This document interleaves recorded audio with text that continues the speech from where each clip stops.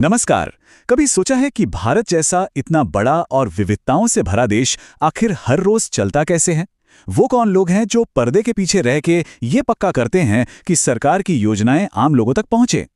तो आज हम बात करने वाले हैं भारत की प्रशासनिक मशीनरी की उसी रीढ़ की हड्डी के बारे में जिसे स्टील फ्रेम भी कहा जाता है। तो सवाल यही है कि भारत की इतनी बड़ी सरकारी मशीनरी को चलाता कौन है? जब सरकारें नीतियां बना देती हैं तो उन्हें जमीन पर असलियत में कौन उतारता है?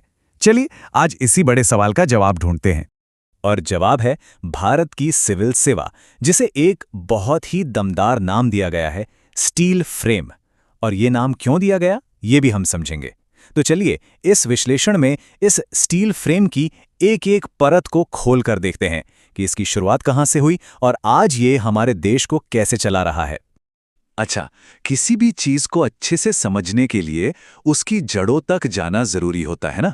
तो चलिए हम भी थोड़ा समय में पीछे चलते हैं, क्योंकि भारत की सिविल सेवा की कहानी ब्रिटिश राज के दिनों में शुरू हुई थी। देखिए, ये जानना बड़ा दिलचस्प है कि जहां वॉरेन हेस्टिंग्स ने इसकी नींव का पत्थर रखा, वहीं लॉर्ड कॉर्नवालिस ने इसे एक नया, व्यवस्थित और आधुनिक रूप दिया। असल में उनके सुधार इतने जबरदस्त थे कि आज भी उन्हें भारत में सिविल सेवा का जनक कहा जाता है। ये सफर ना बहुत लंबा और जरूरी था। देखिए, 1853 में पहली बार मेरिट यानी काबिलियत के आधार पर परीक्षा शुरू हुई। फिर आया 1863, एक ऐतिहासिक साल जब सत्येंद्रनाथ टैगोर इसे पास करने वाले पहले भारतीय बने।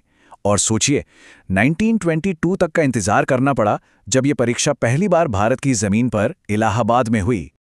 और फिर आया साल 1947, आजादी का साल। यहां पर एक महान दूरदर्शी नेता सरदार वल्लभ भाई पटेल ने बहुत बड़ी भूमिका निभाई। उन्होंने ही ब्रिटिश राज की विरासत यानी आईसीएस को एक आजाद भारत की जरूरतों के हिसाब से ढाला और उसे भारतीय प्रशासनिक सेवा यानी आईएएस का नया रूप दिया। तो ये तो हुई इतिहास की बात। अब लौटकर आते हैं आज के समय में। आज ये स्टील फ्रेम दिखता कैसा है, इसे कैसे बांटा गया है, कैसे ये काम करता है, चलिए इसकी बनावट को समझते हैं।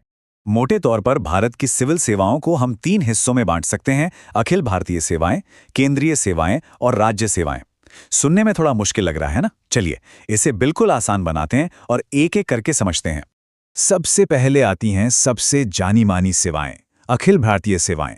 इसमें 3 पावर हाउस शामिल हैं: आईएएस, आईपीएस और आईएफओएस। अब इनकी सबसे खास बात यह है कि इनके अफसर केंद्र और राज्य दोनों सरकारों के लिए काम करते हैं। यही वो धागा है जो पूरे देश के प्रशासन को एक साथ पिरो कर रखता है। इसके बाद नंबर आता है केंद्रीय सेवाओं का। जैसा कि नाम से ही साफ है, ये सीधे केंद्र सरकार के लिए काम करती हैं, जैसे भारतीय विदेश सेवा के अधिकारी जो दुनिया भर में भारत का चेहरा होते हैं।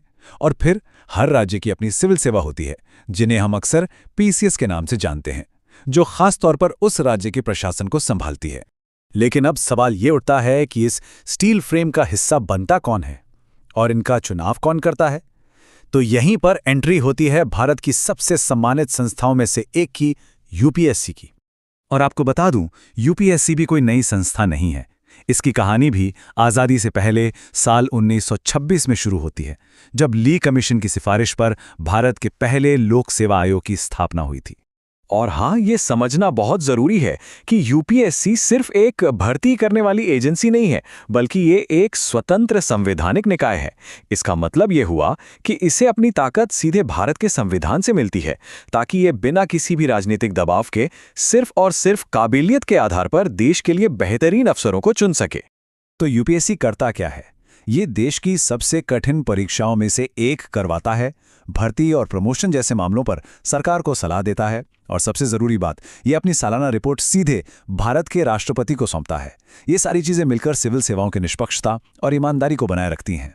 तो अगर इस पूरी बातचीत से एक बात याद रखनी हो तो वो ये है, सिविल सेवाएं ही देश की स्थायी कार्यपालिका हैं।